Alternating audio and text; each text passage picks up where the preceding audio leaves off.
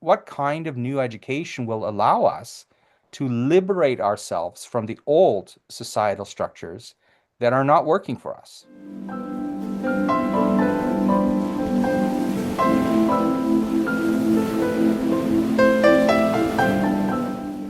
Hello and welcome everybody to our third in the series of the podcast. And I'm wondering, Mike, if you can sort of give us a brief recap of what we've covered last week and maybe and what we're doing this today. Okay. All right. Thanks, Linda. Welcome, everyone. In this podcast series, we're exploring and discussing social threefolding, which is about a healthy restructuring of society into three independent yet interdependent areas: the economy, the political rights state, and the free cultural life. So last time we had begun reading and exploring the second preface to the revised edition of 1920, which the author, Rudolf Steiner, had added after the book had already become a bestseller in Europe at the time. So, among other things, we had been discussing how it is necessary to develop new thinking about society. There is something about the way we think, about our habits of thinking, that has led us to the current societal confusion and dysfunction that we face today.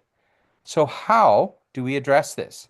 How can we learn to think in a different, healthier way? And how can we start to improve things on a societal level? So, where we left off last time, Steiner was just pointing to the education system.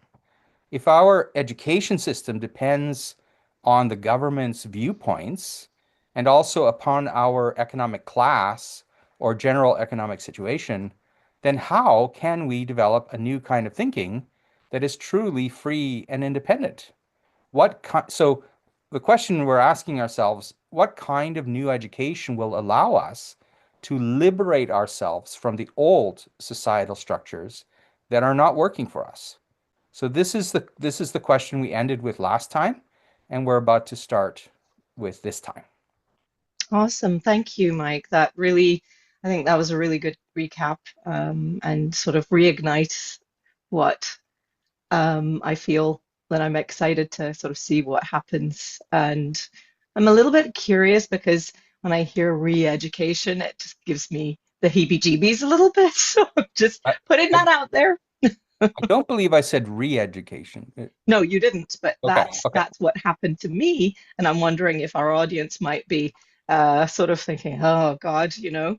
Well, let's see. I mean, I'm interested to understand because I do hear you, and I hear when I guess Rudolf Steiner is pointing to, how we are thinking about things and how it's established by our education and what we're taught. And so what we don't know, we don't know. And so, yeah, kind of curious about this. Okay. Well, that's what we're going to get into today. So perhaps I'll just switch over to the screen share. All right. Please do. Yeah. So we left off on page 11. We had just read this first paragraph only, Yes. and I thought I would just recap the basic idea. We don't have to reread the paragraph, but we'll just recap the basic idea of that paragraph, which was Hmm. that this book has the unpopular task of showing that many current social problems arise precisely from the dependence of education upon state and economy. In Steiner's view, in fact, we can only solve the burning social question, the wealth gap question, if we can find a way to liberate education from state and economy, if we can find a way to make education part of a genuinely free cultural life. This is a kind of a strange thesis, isn't it? Hmm. So we're going to delve into this a little bit more, how Steiner thinks education is a starting point for a new way of thinking. Hmm. Hmm. All right. So Okay. let's continue with this next little paragraph in doing so. And I'm going to just sort of preview that as well and say that in this book, by showing that the liberation of the cultural life is fundamental to the social question, first of all, we confront widespread prejudices. Many consider the takeover of education by the state to be highly beneficial, and most socialist thinkers believe state education is the best way to educate people. Okay, so if you could read that, please. So, in doing so, this book confronts widespread errors. The takeover of education by the state has long been seen as something beneficial for the progress of humanity, and socialist thinkers can hardly imagine anything other than society educating the individual to serve society according to its standards. Okay, your thoughts, Linda? Yeah, I mean, on the surface of it, it seems reasonable. It seems that, yeah, I mean, we'd like to have everyone in society functioning. And so, whatever the needs of society are, the school systems would be set up. And if there's an equality in terms of, the socialist sort of point of view, if there's an equality, then it gives people a chance, more of a chance, no matter what a socioeconomic status they come from. And so that feels fair, right? That feels like, okay, we want everyone, we want everyone to rise up. We want everyone to prosper. We want everyone to reach a potential. And, we kind of, these are the thoughts that are coming up to me right now. Absolutely. And I think there's no disputing this. I think it's just a fact that there needs to be access to education to everyone, that this is a matter of social justice, it's a matter of fairness and giving everyone an opportunity to succeed. I don't think that's under dispute here. Hmm. What Hmm. what Steiner is talking about is more, is there a way to provide universal access to education without this education being run by the government? This is the point, Hmm. right?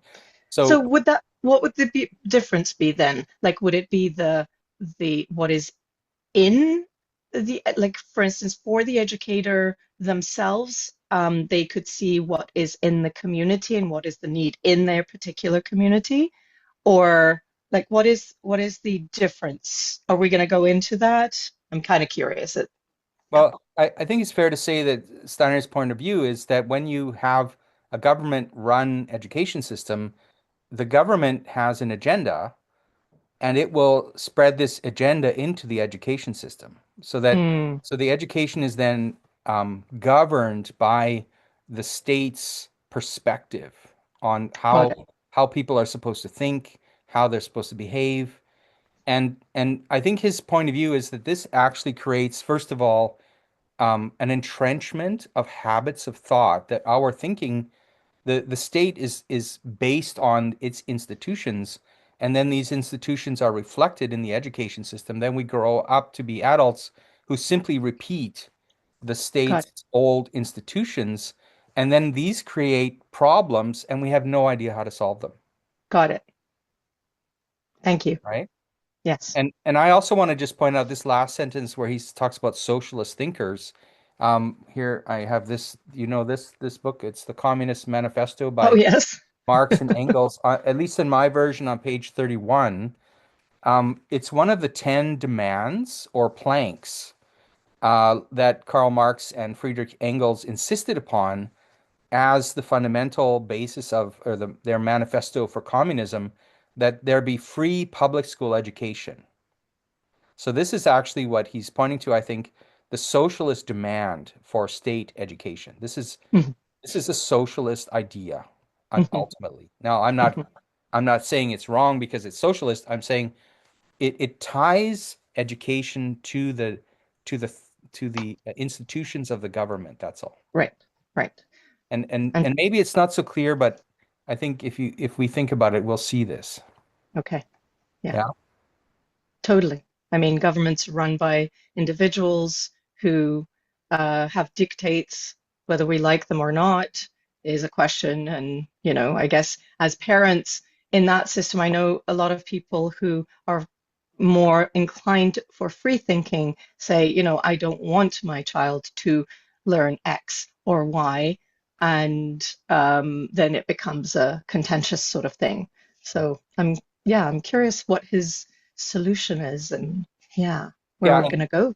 Mm. and even, you have politicians of the day, will have certain agendas that they push into the education system so Yeah. that in depending on the political party of the day, there will be this or that hmm viewpoint spread hmm hmm through to the youth hmm through this.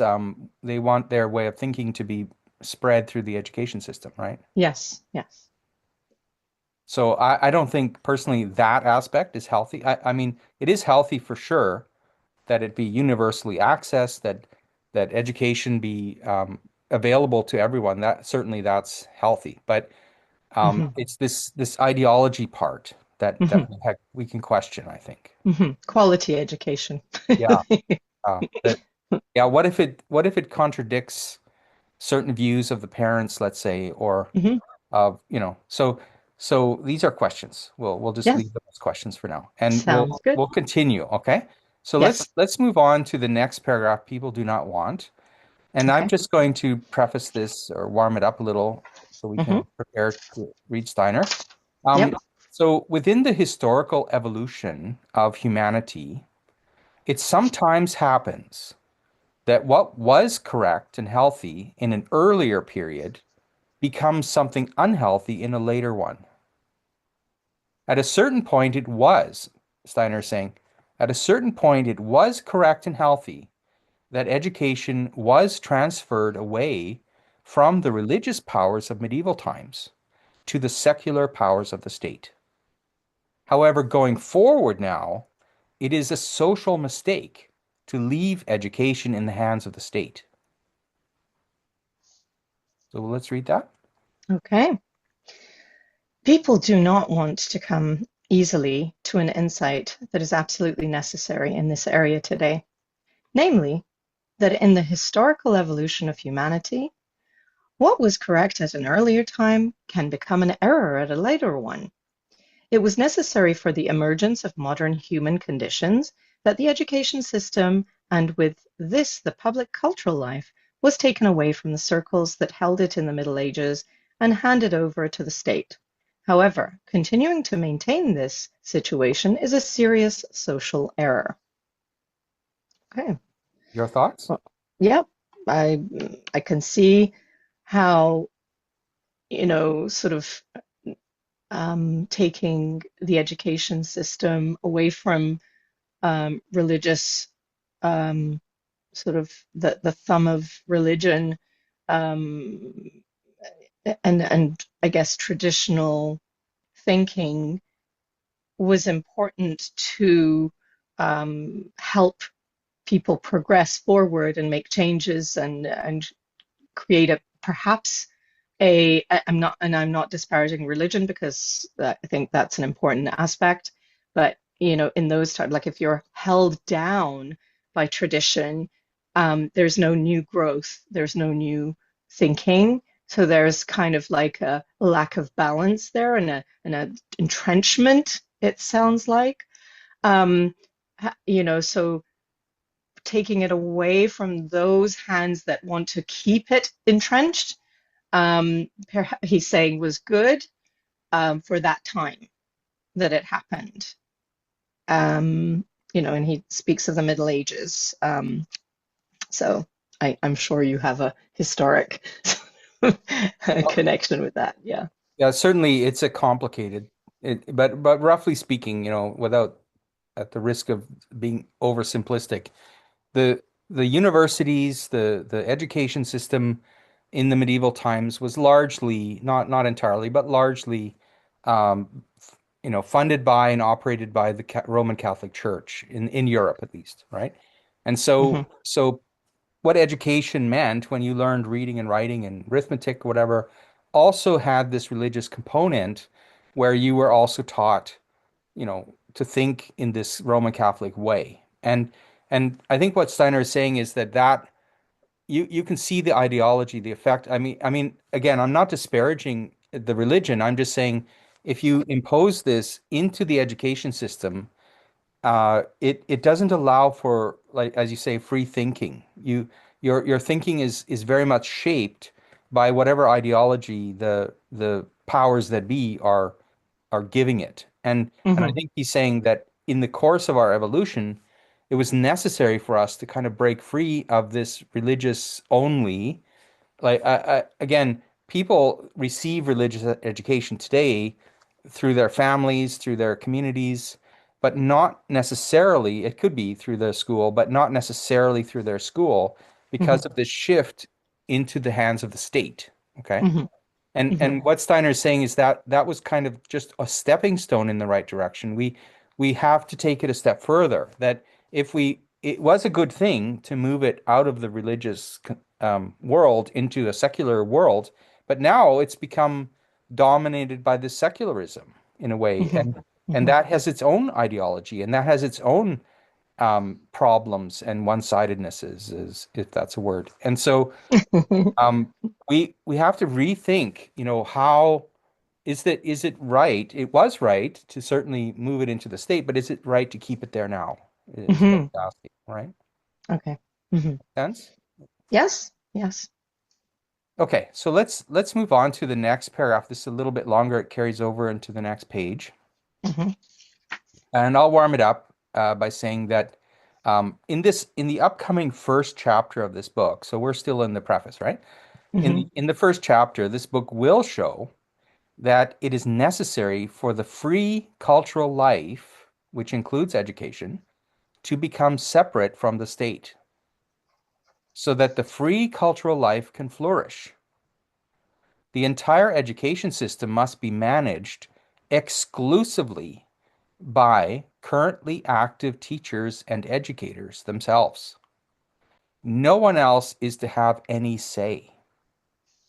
This Hmm. means that teachers must balance their administrative and their educational tasks in a way that allows immediate classroom experience to structure the administration. So, learning institutions structured in this way would become highly practical and professional. Hmm. Okay, let's read this paragraph. Okay. This is what this book wants to show in its first part. Cultural life has grown up into freedom within the framework of the state. It cannot live properly in this freedom unless it is given full self-governance. The cultural life demands, in accordance with what it has become, that it ought to from a completely independent member of the social organism. The education and teaching system from which all cultural life grows must be placed under the administration of those who educate and teach. Nothing that is active in the state or in the economy should interfere with or govern this administration. Each teacher has to devote only enough time to teaching so that they can still be an administrator in their area. They will thereby take care of administration in the same way as they take care of education and teaching itself. Nobody gives directives who is not at the same time themselves involved in active teaching and education. No parliament, no personality who may have once taught but no longer does, has any say. What is experienced directly in the classroom then also flows into the administration. It is only natural that within such an institution, practicality and professionalism will be effective in the highest possible measure. Okay, thank you, Linda. Yeah. I think this is a very important paragraph to understand. Mhm. Hmm.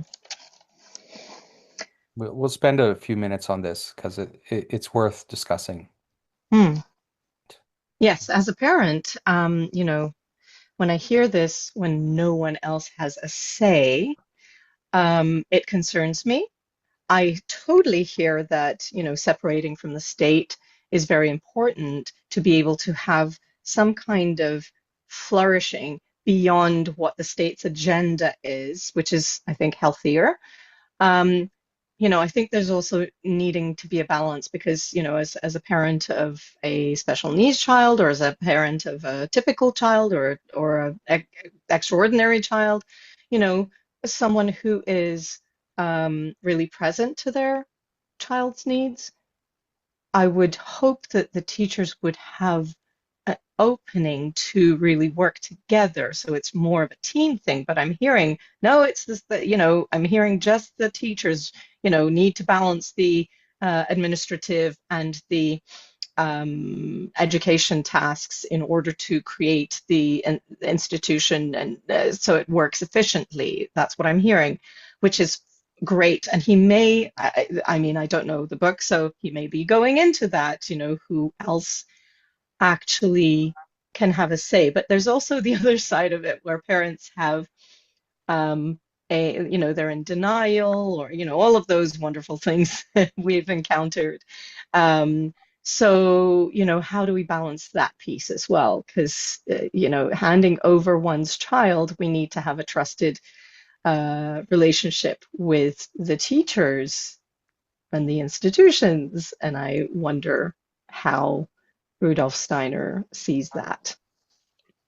That's what's coming up for me. Yeah, I mean, what you're saying is super important. So if I can summarize, you're talking about trust. You're talking about how do we have a sort of accountability of the teachers? How can we have a kind of responsibility? We really have, in the framework of education, we have in loco parentis, the teacher stands in the place of the parent. And Mhm, and so this is a real trust relationship. mhm, And so first of all, I would just ask the question, is this resolved by having a religious education? Are these questions resolved by having a state education? mhm, I would wager that they're independent of of whether it's a religious, a state, or some free education. I think we have to address this topic separately from the question of mhm, state or religious education, mhm. because I don't Um, think those are the solutions either. Yeah, I mean, definitely when one institution kind of dictates what people do, for sure. However, when you ask that question, does is it part can it result? I mean, certainly if there is a parent that has a certain value system, for instance, the religious parent, um, or the secular parent, right? Because they're all ideologies. So if the parent has a religious belief system, I would imagine that they would have more trust in a teacher that has similar values and similar belief system. I'll leave Exactly. that there. Yeah. Yeah, exactly. And I think this is where Steiner's going. So Mm, let's just think about this a little more. And I thought I would also include a little more background because we have to think that this preface, the words that we're reading right now, were not written in the original book in 1919. They were added to the preface a year and a bit later in 1920. right. And there's something very important that happened during the course of the year 1919 that Okay. influenced what he has to say. So I'm just going to go back and repeat the Steiner statement here is very strong, I would say. He says nobody gives directives who is not at the same time themselves involved in active teaching and education. No parliament, no personality who may have once taught but no longer does has any say. It is a very absolutist kind of statement, isn't it? Very Hmm. strong. And he seems to suggest that there should be no board of education, no board of directors, having non-teachers at least, Hmm. nor any kind of non-teaching administration or any people with any role above the teaching staff. Hmm. So, Hmm. so my reading is he's saying that in his belief, the active teachers and only these would form the very top level of the school or whatever learning institution. Hmm. And but of course, the door would seem open to having these active teachers hiring assistants and consultants and specialists, so long as it is clear that who works at the direction of whom, right? Got it. Got it. So, Okay. so what I wanted to bring was this historical footnote, or it's not really a footnote, that there was something that happened, right? And it had to do with the founding of the very first Steiner school called the Free Waldorf School in Stuttgart in Germany. Hmm. Hmm. And we will, I want to show you that this school was not really founded according to this principle, and I'll explain. Hmm. So the story goes that a few weeks after the workers of the Waldorf Astoria cigarette factory approached Steiner about creating a new school for their children. Steiner and his colleagues met with the Minister of Education of the area in Germany about a legal structure that would satisfy the state's requirements. And so Hmm. they formed their organization, the Waldorf School, as a Verein, which is kind of like a non-profit organization for the public benefit. And Hmm. this required them to have a board of directors with oversight over the teachers. Hmm. Okay. Hmm. So, given this legal requirement, Steiner and others, they attempted to reimagine this as a dual structure with a legal board being concerned with government and economic matters or financial matters, and the independent faculty being concerned with the education itself. Hmm. And this allowed the Free Waldorf School to open its doors on the 7th of September 1919. However, by the spring of the following year, 1920, before he writes the preface even, a certain unease among the faculty made itself known. The teachers felt that the teaching faculty ought to be autonomous with no superior body above them. And Steiner seemed to be contradicting his own statements here that called for a truly independent teachers' republic, in his words, Hmm. with republic meaning self-governing by the teachers. So this sentiment among the teachers eventually expanded into a kind of revolt, and Steiner was able to appease the teachers by saying that Emil Molt, who was the director and general manager of the Waldorf Astoria cigarette factory, he was the one who provided the funding for a majority of students. So Steiner said that he was acting in the capacity of the quote protector of the school. And Steiner argued that he was acting as a private individual and a donor with personal vision, not as a factory manager. So he argued for this dual structure.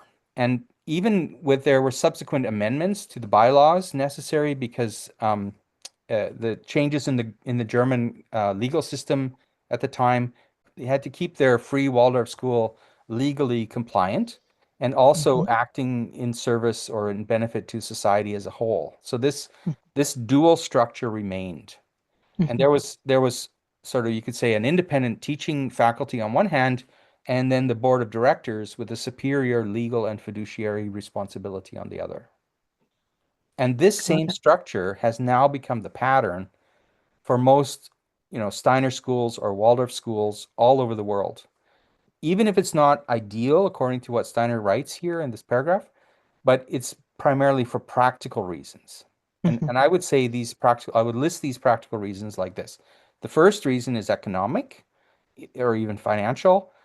The wealthy donors often make a difference between whether a Steiner school succeeds or fails. And so they tend to favor legal structures such as a charity that provide tax deductions or tax credits for donations. And then these philanthropists often insist on a seat on the board to ensure that their money is properly managed. Okay. The second reason is legal, and this is kind of what you were pointing to. Many jurisdictions don't allow currently active teaching staff to have oversight over themselves due to conflict of interest restrictions, which restrict teachers voting on their own financial interests, such as their own contracts or salaries. And so this necessarily makes some sort of superior administrative body necessary.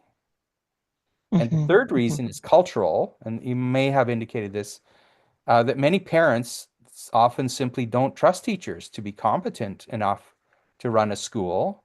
And it's possible that too many teachers themselves also would personally just rather avoid all the legal and operational headaches and just focus on the task of teaching itself, Yeah. right? So Hmm. these are some of the reasons why things are the way they are today.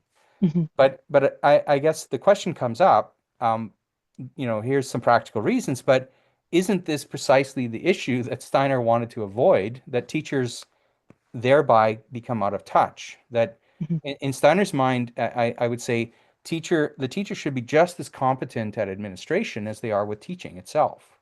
Mm, And and so so um, I would say that the Waldorf schools today, the Waldorf movement, cannot really realize the principle that Steiner is describing here because of funding restrictions, legal restrictions, and even limitations of individual abilities. mhm, So, mhm, in other words, the Steiner schools cannot truly thrive because they're embedded within our existing society and not yet, within the threefold society that he had envisioned. mhm, mhm, And so, in a threefold society, I would argue that funding, in Steiner's view, would come from the economic life with no strings attached. So there would be no need for charities or donors, especially people with controlling interests. And mm, secondly, the laws and regulations governing education would come from outside regulators, not from a board inside the organization. And thirdly, if people in general and teachers in particular were to receive a more well-rounded, practical, and experience-based education, they would become competent to tackle the whole range of tasks necessary, all the way from administration to the teaching itself. mhm, And so, in summary, I would say Steiner schools cannot truly thrive until the framework of social threefolding has come into being. mhm, Right now, they're a bit like a fish out of water. mhm, So I would say it behooves everyone who is concerned about education to help bring about a threefold society in our times in mhm. order to bring about the healthy education that Steiner's describing. Okay. And I can sort of almost hear the teachers that I have known throughout my life and currently know saying, we are already overworked. I don't want to have to deal with the administration. How do you expect me to actually manage 30, 40 kids in the class and the parents to boot and the administration based on all of this? I'm exhausted. All I want to do is be able to teach the kids. That's what I care about. Obviously, the caring teachers, they do everything that they possibly can, and then they feel exhausted and sometimes supported by administration and sometimes not. And so, I wonder if Steiner, because he seems like a brilliant mind and a brilliant person, that I wonder if he took that into consideration. I certainly hope he would.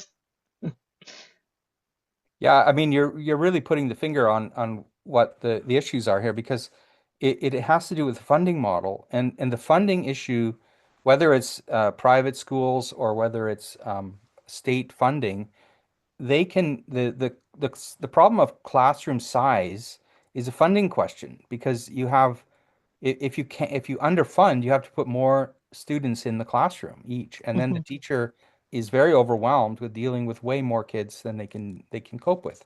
That's the one thing, and that's the other part of it is, in my experience, I used to be a public school teacher and I was a Waldorf teacher both. But especially in the public school, you have a large administration load placed on you by this external, well, it's an administration within the school, but they act as an external body.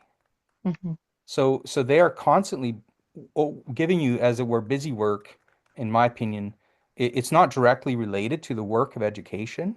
It's just like administrative tasks that you like bureaucratic activities that really burn you out because it's not you don't see the value of it and it takes time and energy away from what the teacher believes or what is the teacher's real job, which is to educate. And so you have a funding issue, you have a bureaucratic issue, and you may have you could say also a training issue because I feel like a lot of the training is not necessarily directed at really helping you learn to teach. It's more often the training can be just ideology stuff, in my opinion, in my experience. My when I got my B.Ed, I felt it was largely a training of ideology, not teaching skills. So mm, I felt like I didn't. It took me a long time to develop the skills, and I had to do that on my own.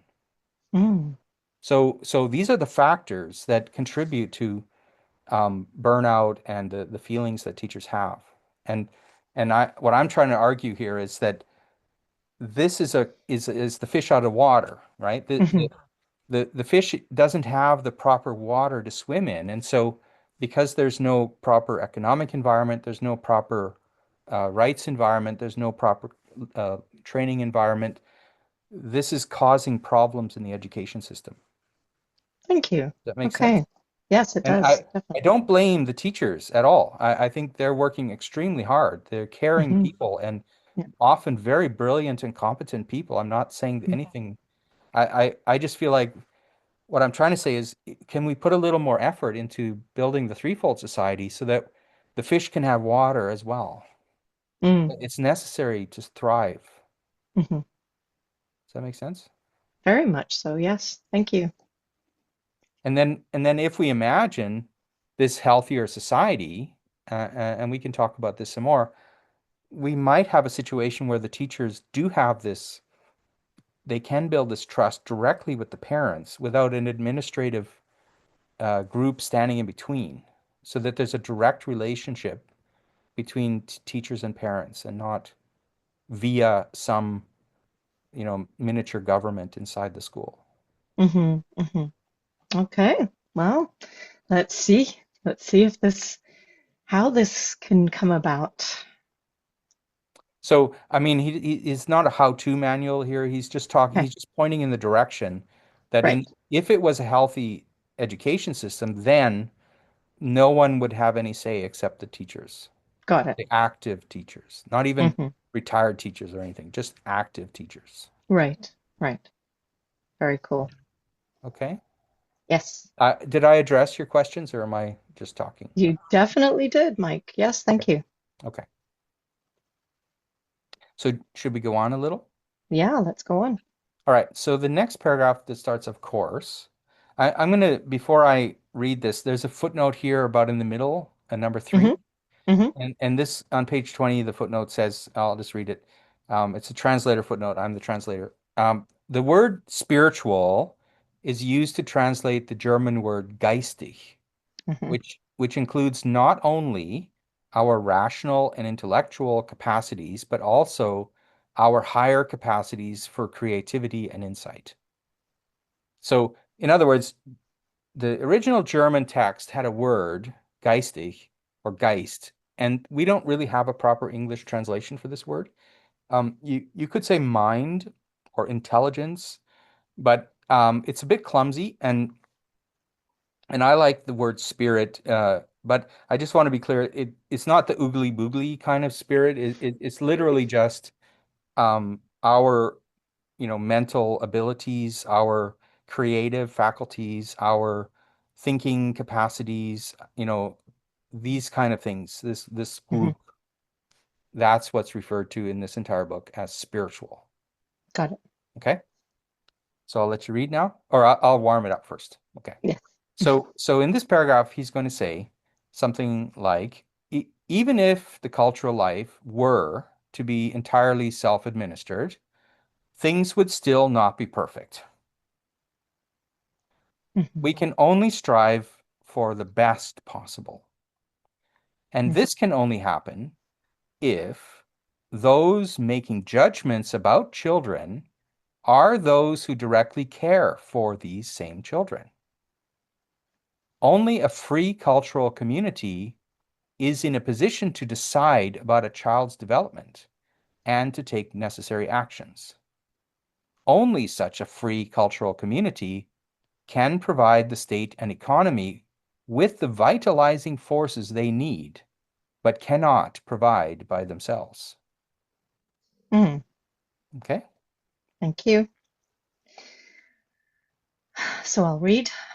Of course, someone might object that even with such self-governance of the cultural life, not everything will be perfect. But in real life, that will not even be necessary. The only thing that can be striven for is the best possible outcome comes about. The abilities that grow within the human child will be passed on to the community effectively when only those who can make authoritative judgments based on spiritual factors take care of the child's development. How far a child can be guided in one direction or the other can only be judged within a free cultural community. And what needs to be done to follow through on such a judgment can only be determined from out of such a community. From this community, the state and economic life can receive the forces that they cannot give themselves if they shape cultural life from their own perspectives. Hmm.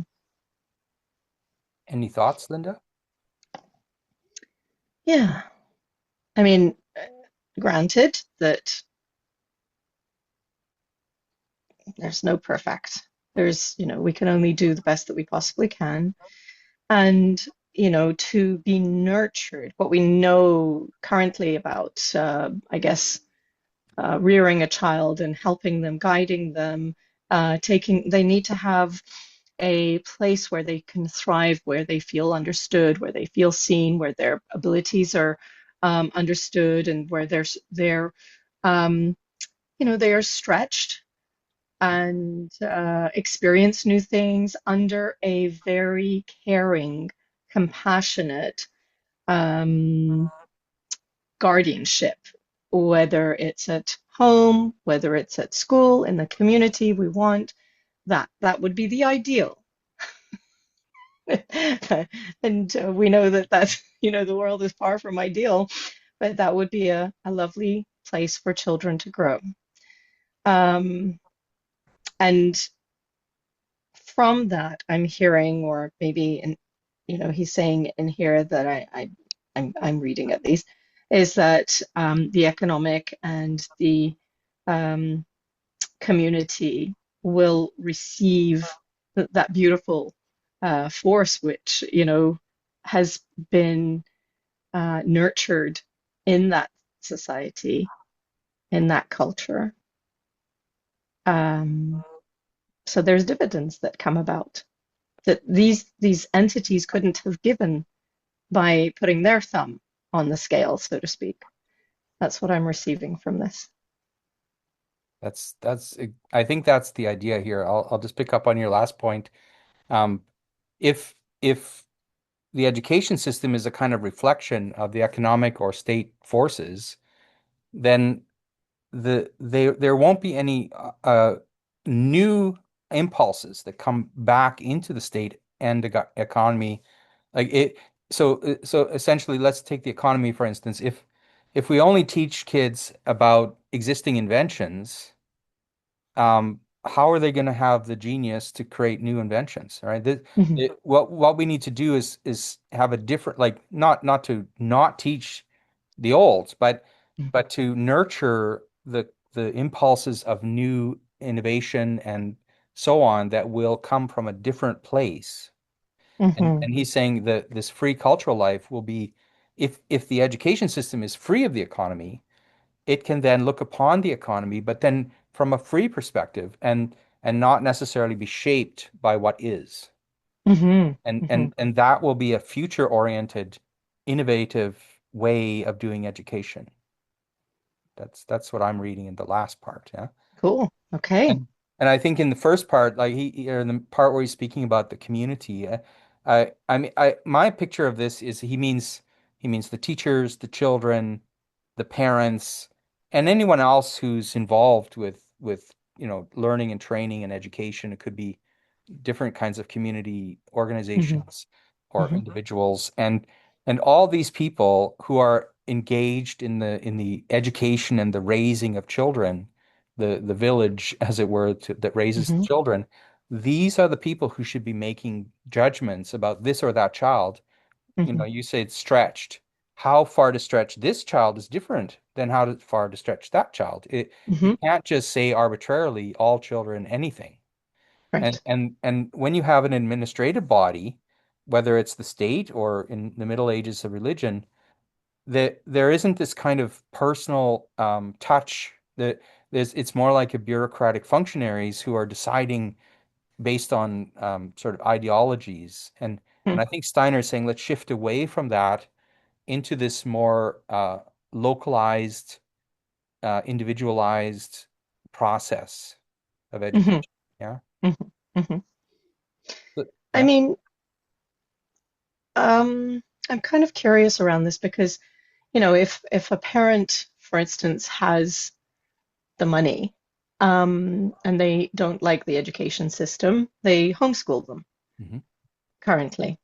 And so that will be the most, I mean, if obviously, if the parent has the competency and they have the care and the education to be able to help them in that way, they obviously won't have as much social kind of interaction, but by speaking to some parents, I understand that they find other ways and different ways to do that. So that is kind of like the most localized that I can think of at this moment in this time. And I think that some parents have been brought to go, okay, I'm not going to put my child in school because of X or Y or Z. I'm going to homeschool them if they have the means, or if there are financial means, they hire tutors and give them the specific education and, cultural, sort of creative sort of thing. That's the most individual. But what I'm hearing with this is like in conjunction with the parents and the teachers, current active teachers, there is this place where the children can help feel seen, heard, stretched, understood, taught, guided in all areas, not feeling like the teacher doesn't have time for me or etc. All the issues that parents and children have today. And what happens if say, I know that, well, this might be, actually, I won't ask this question right now. Yeah, because it's sort of removing the topic, but I'll leave it at that. Well, yeah, you already said a lot and to think about here. So what you're describing here is what you call homeschooling is not new. In fact, this is they used to have this very wealthy for the thousands of years.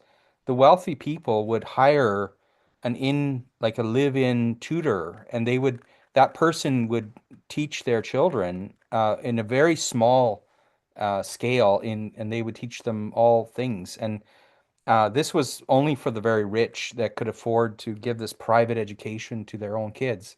And I think we see that this is a very good system if you can afford it, because it is very personal, very close.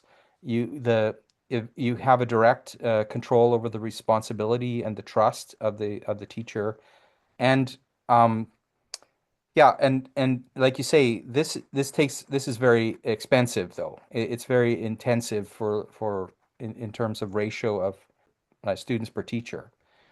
Yeah, so can we imagine an education system where there is funding for the right ratio of children to teacher that is appropriate, that we have a sharing of the task so that many teachers are teaching many children, but not in a way that is like industrialized at high scale mass education either, right? That is some kind of not homeschooling, but a kind of that quality where it's really this cultural community that's working Mhm. together, coordinated and doing the education in just in this locality. Right. I think that's the imagination here. Okay. And how to do that in a way that doesn't, that we have some economic basis for this, that we're not just the rich people have more education. There's a way to distribute a fair wealth redistribution so that all the children benefit from all the wealth of the community, Hmm. Hmm. you know, and that Okay. the wealth, the money is not directly controlled by individuals so that they can decide, my child is this age, they're in kindergarten, so I'm going to put money into the kindergarten program and leave the rest of, you know, to crumble. And it should be where is the need, and the money should have no strings attached. And we'll talk about this. There's more ideas here, but Okay. the severing of money, the economy from education, the severing of state from Hmm. education, so that Hmm. education becomes free. Hmm. not free of charge, but free in the sense of uh, liberated. Hmm. Okay, Okay, thank you. so Yes. let's read on a little more. The next paragraph, it is in the spirit. It Hmm. covers crosses the page to 13. So I'll warm it up by saying that these same principles that he's describing also apply to law schools and trade schools and agricultural and industrial educational institutions that serve the rights, state, and the economy. So these institutions must likewise be shaped by the free cultural life. Prejudices against this approach might arise from a belief that educators are necessarily out of touch, impractical people who are incapable of running practical institutions. Many believe such institutions ought to be shaped by practical people who set out guidelines for the educators to follow. Let's read this. Okay. It is in the spirit of what is presented in this book that the institutions and teaching content of those schools that serve the state or economic life are also taken care of by those who administer the free cultural life. Law schools, trade schools, agricultural and industrial educational institutions will receive their shape from the free cultural life. This book must necessarily arouse many prejudices against it, if we draw this correct conclusion from what it explains. But where do these prejudices come from? We will recognize their antisocial spirit when we see clearly how these prejudices basically arise from the unconscious belief that educators must be out of touch, impractical people. We should not expect them on their own to run institutions that will properly serve the practical areas of life. Such institutions are supposed to be shaped by those who are involved in practical life, and the educators are supposed to work according to the guidelines they are given. So he's shifting to talk not just about general education of the child, but Mhm, even, specific training for vocations, for legal professions, and even state administration professions. And mhm. he's saying these as well should not be regulated by the economy or the state, even though that's what they ultimately serve. Maybe the educators are drawn from the fields of experience, but then the education itself should happen in the free cultural life, which is separate. Okay. Mhm. Am I right to understand that he's basically saying that people who are in the practice of law, in the practice of these trades or vocations, should be participating with the teachers or that they are the teachers? I think his view is that they are the teachers. Got it. But Okay, but so it's the not sorry, that old adage of those who cannot yeah, teach. Okay, got it. yeah, he's not saying that the teachers should be these abstract people who have merely theories in their mind. He's saying the opposite. They need to be practical people drawn from the world of experience, but then removed from the specific state or economy structures and brought into another realm, the free cultural life, where they can then speak freely, not under the obligation of the state ideology or the economic restraints. And that's important. I think that is so important Mm. because whenever there is the state restraint for whatever agenda, then that particular trade or vocation feels, I mean, there's a fear of speaking up if you have an opposing or or not popular opinion or observation. There isn't a tolerance. I think the lack of tolerance because of the propagandas and all of that, that the state has such right now, currently, um, there's so much money and power that is so wielded upon, I guess, the individuals that some might feel fear to speak up or actually to help progress whatever their field is Exactly. in I a think, healthy way. yeah, sorry. I think Yeah. Steiner's Go ahead. advocating for the free speech and the free administration of the teacher in this separate cultural life that is separate from the state and economy.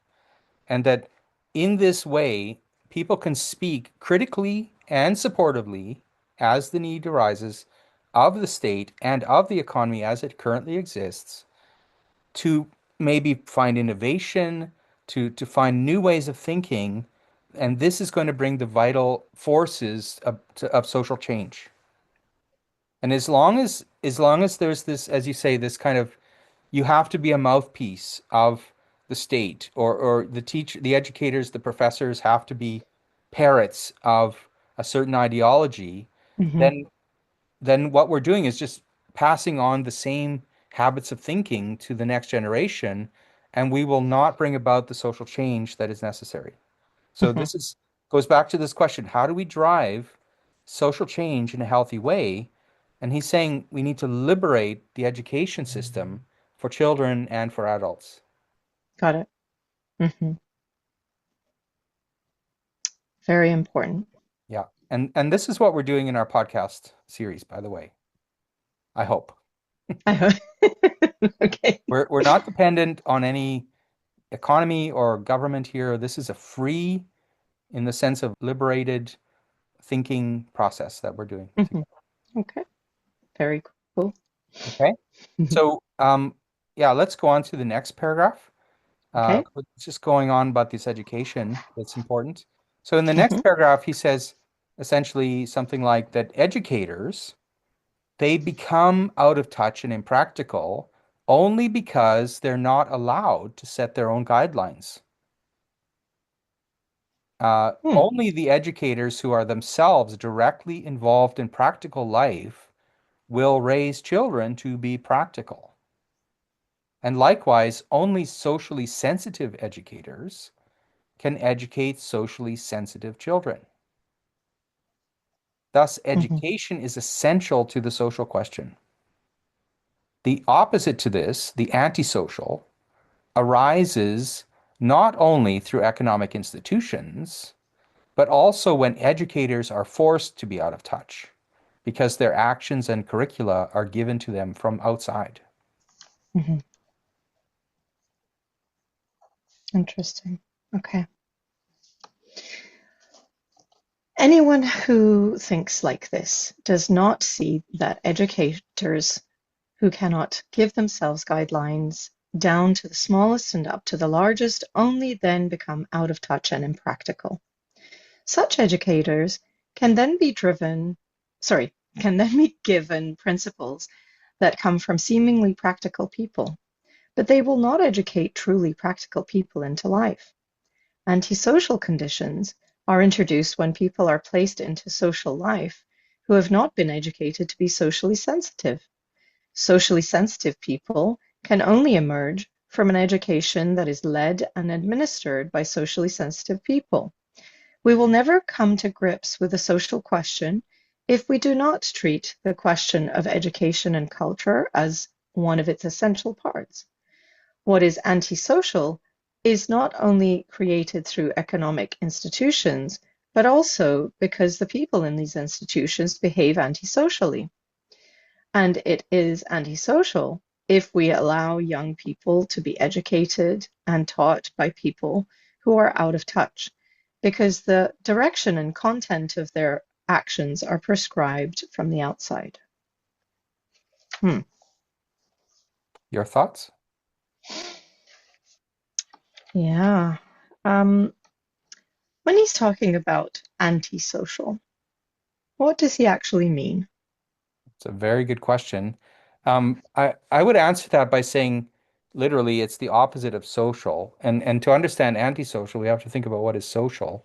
Hmm. Social in my view is when you think of others. And to Hmm. me, antisocial is simply when you're thinking of yourself. Hmm. Hmm.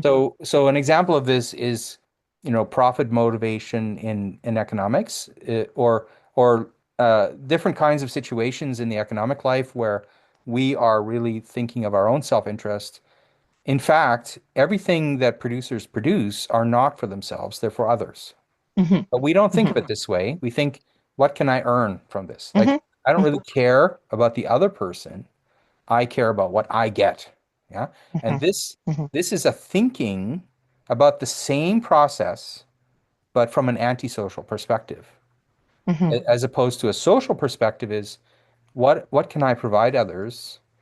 And hopefully, they will respond by providing something for me, for This example. is so true. Yes. Sorry, Yeah. continue. Yeah, it's the same situation. We just think of it differently. Yeah. And if our focus is on, self-interest all the time, I'm not saying self-interest is bad. It's just that there's a time and a place for it. And Hmm. maybe economics is not that time and a place. But we Hmm. are trained to think, especially in Western cultures, to think self-interest is the key to economics. I think that's not true Hmm. because everything I have, like all these books, all of my clothing, they were provided by other people. I didn't make them. They were Hmm. made by other people. So I'm Hmm. always reliant on other people. I have to realize this in the economic life. And if I'm only concentrated on my own interests, what about all that? Hmm. And Hmm. it requires that other people are take upon my interests. I have an obligation to think about others. And Hmm. it's an education process that we need to cultivate, so that people are not only thinking of themselves all the time. And there is a time and a place to think of yourself, and that is in the education. When you're learning, this is exactly the time to think of what can I learn? What can I gain? What can I benefit from? And in the education and in the cultural life, that is where self-interest belongs. Hmm. But in other areas of society, it does not belong. Very interesting. Very good point. Um, so dramatically different when we have a society where I think most people will agree that, you know, there tends to be a large percentage of companies, corporations, that, individuals, CEOs, not just, even small companies, even the small dealer kind of thing, that thinks like, when's, can I pull the wool over this next person and, charge them three times the amount, for instance. They're not really seeing that they are in servitude of the other, that we each are in service of the other, whatever it is, whether we're providing a service or whether we're providing some knowledge or information or a product that we're manufacturing. And it is such a gift when we see how we are able to contribute. And I think most people in the general, uh, are good people and they would like to be, thinking this way. But we're taught so differently. It's like, yeah, oh, and it's understandable that people think, okay, well, I need more salary because, hey, uh, look at life right now. But um, that's not the question. The question is, I, when I look at myself as a provider for my fellow human, it shifts the paradigm, the quality of service, the quality of product, the care that I maybe have, in not using a pollutant or a toxic chemical, or, providing really good quality food or product. And so, I mean, these are the things that are coming up for me.